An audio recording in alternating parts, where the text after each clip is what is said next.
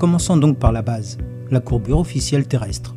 Un peu de géométrie, mais rassurez-vous, de façon super simple et rapide. La formule officielle pour le calcul est celle-ci.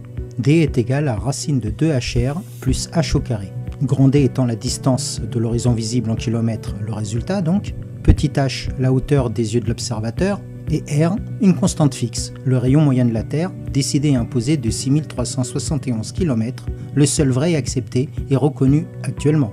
Vous trouverez plein de sites qui calculent cela en automatique. Sinon, regardez dans mes commentaires de vidéo, je mettrai tous les liens. Ce qu'il y a d'important à retenir dans cette formule, c'est d'abord qu'en géométrie entre autres, dès qu'il y a des carrés ou des racines, les résultats sont souvent exponentiels. Un exemple concret. Au niveau de la mer, donc niveau 0 m, debout dans mon petit canoë, j'ai les deux yeux à 2 mètres au-dessus de l'eau environ. J'ai un ami dans un autre bateau, le même que moi identique, et les yeux à 2 mètres au-dessus de l'eau aussi, qui s'éloigne de moi.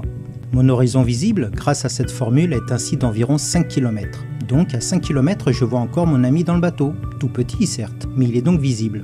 Sa barque au ras de l'eau et ses yeux à 2 mètres au-dessus du niveau de l'eau aussi. Ce n'est qu'au double de cette distance, soit à 10 km qu'il disparaît presque, car il passe à moins 1,90 m en dessous de l'horizon, soit à moins 2 mètres environ. On aurait tendance à croire alors, par réflexe, qu'à 20 km de distance, c'est à moins 4 mètres sous l'horizon, soit le double de 10 km, ou bien qu'à 100 km de distance, c'est à moins 20 mètres sous l'horizon. Et non, que nenni. Le terme exponentiel, je vous dis. Je m'explique plus précisément. Car en réalité, selon cette formule et courbure, à 20 km de distance, mon ami sur la barque est déjà passé à moins 17,50 m sous l'horizon, et non les 4. À 100 km, il disparaît à moins 707 mètres sous l'horizon, et non les 20 mètres que l'on s'imagine par réflexe. Et à 200 km, directement à 2982 mètres, presque à moins 3 km sous l'horizon. Vous avez compris, c'est simple en fait. Voici un premier point expliqué. Il faut savoir que ce calcul pour la courbure de la Terre est juste tel quel. Personne ne le nie. Mais rappelez-vous le point commun et indissociable du calcul. C'est valable tel quel si et seulement si le rayon de la Terre ou le radius pour les matheux est bien de 6371 km, comme dit officiellement, de rayon moyen dans la courbure terrestre. Mais que seraient tous ces résultats si au lieu de 6371 km de rayon, je le calcule avec 8800 km ou 11 000 km de rayon? Tout serait bien différent, non? La Terre ne nous semblerait-elle pas plus plate que prévu? Par contre, cette première photo-ci permet de s'interroger vraiment sur notre réalité. Ce cliché des bâtiments de la skyline de Chicago a fait parler d'elle fortement. Les médias, étrangement bien intéressés tout d'un coup, ont repris aussitôt l'info, mais en la déclarant comme mirage et effet d'optique. J'ai appris qu'un mirage est généralement flou avec peu de détails et déformait même les images ou les inversait comme dans une chambre noire. Mais le souci majeur est que cette photo est prise de l'autre côté d'un grand lac, depuis exactement 60 miles, soit environ 96 km de distance par M. Joshua Nowicki.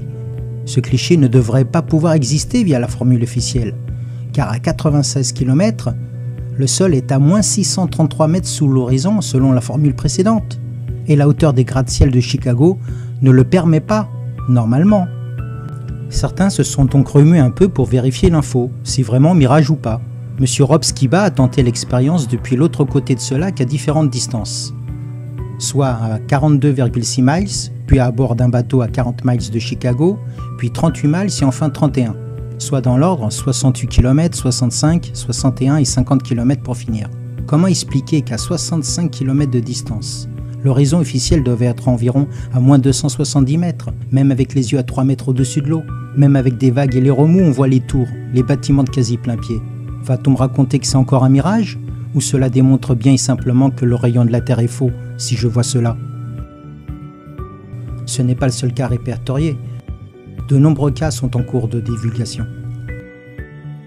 Ensuite, pour ceux qui croient encore que la NASA donne de vraies images, je